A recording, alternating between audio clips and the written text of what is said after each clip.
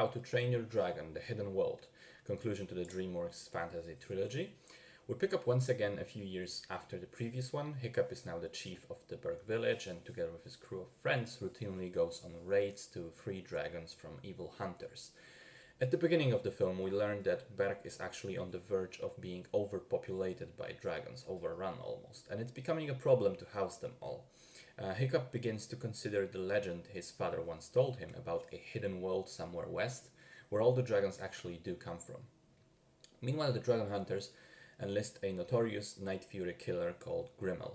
He's cunning and clever, and in order to take Toothless and Hiccup off the board, he uses an elusive Light Fury female as bait, and Toothless's infatuation with her may cause a rift in the long-time friendship with Hiccup.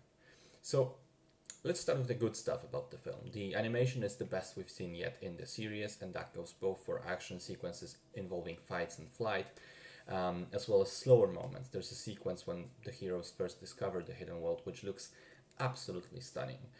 The character chemistry is still very much here, and the relationships feel pretty real, and when the action gets going, it is superb. However, I said when it gets going for a reason. This film, much more than the previous two, meanders in the middle and gets pretty uneventful for a good while. On the one hand, I get why, because we need time to develop a relationship between Toothless and the white female and to introduce this whole new location. But come to think of it, there was a very similar thing done in the second film, with Valka being introduced, and we had to spend time in a new location as well. Yet there, it felt much more lively and brisk when it comes to pace. And this similarity brings me to the second issue, which is repetitiveness. Honestly, in a lot of ways, more than I would like. The movie feels like a rehash of the second film.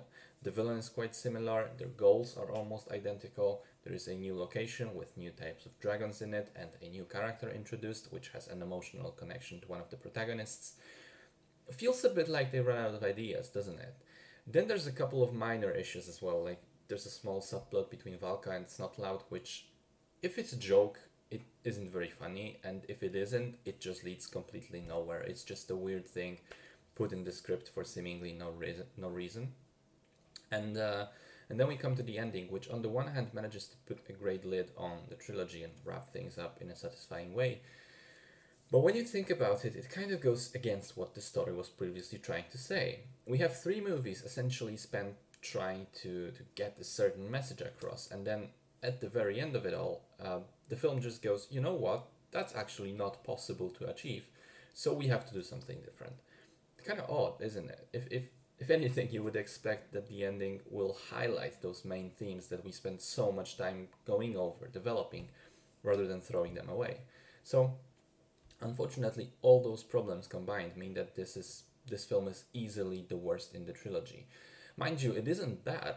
I'd say all said and done, it's still above average because of the good things, because the good things in it are still really, really terrific. But just above average is disappointing when you consider how much better the previous 2 movies were.